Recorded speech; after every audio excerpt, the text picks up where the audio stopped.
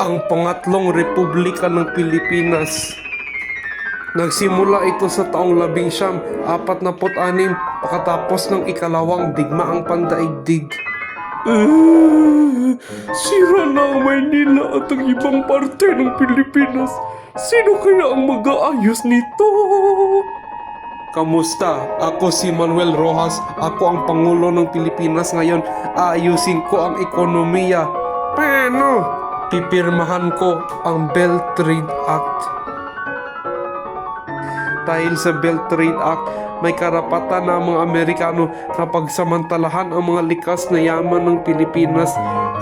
Okay lang yan. Bigyan nila tayo ng ayuda. Winasa kasi tayo ng mga Hapones eh.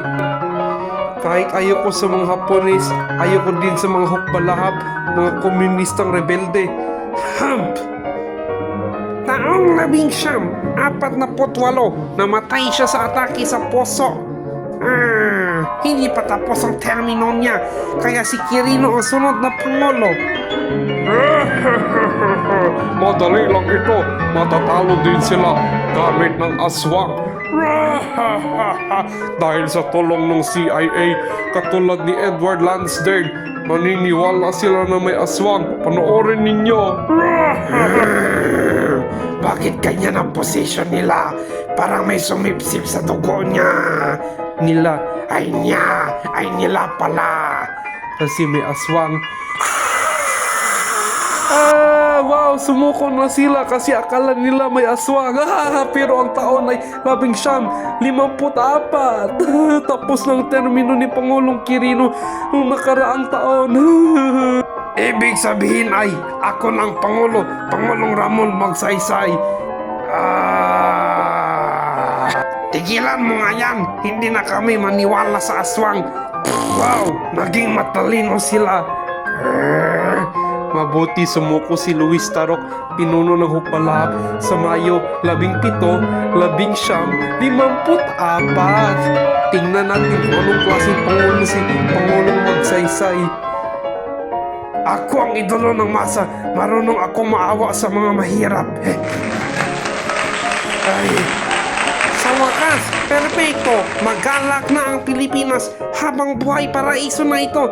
Hindi katulad sa mga ibang bansa na may problema. Yay! Yay! Mayday! Fuck! Namatay siya dahil nahulog ang eroplano na sinasakay niya. Hay nako. Marso 17, 1957. Patay na si Pangulong Magsaysay. Sino ang sunod? Hello, ako si Carlos P. Garcia. Ito ang aking Filipino First Policy. Dapat palaging una ang produktong Pilipino kaysa sa banyagang produkto. At natapos ang kanyang termino sa taong 1961. Ito si Pangulong Diosdado Macapagal, ama ni dating Pangulong Gloria Macapagal Arroyo. Kamusta guys? Di ba ang araw ng kalayaan natin ay Hulyo 4? Okay lang ba sa inyong lahat na ilipat ko sa Hunyo 12?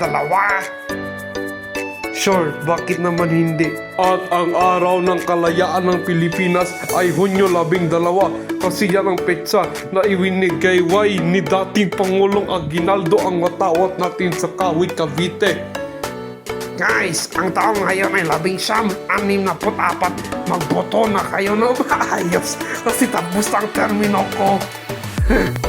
Taong 1965, ang Pangulo ng Pilipinas ay si Ferdinand E. Marcos Sr., ama ni Pangulong Bongbong Marcos. This nation shall be great again. Heart Center Hospital, check. Tulay ng San Juanico, check. Bataan Nuclear Power Plant, check. The Beatles, check. Oh, what the heck? Septembre 23, 1971, nagdeklara siya ng batas militar kasi daw may communist insurgency at may Muslim separatist rebellion sa Mindanao. Sabi nila maraming namatay na journalist at mga inosente. Tapos may tinatawag silang Greatest Strawberry. Sana walang keyboard warriors. Pero 5, O 10 bilyon ang nawala. Pinaslang si Benigno Aquino Sr. kasi hinahamon doon niya ang pamahalaan.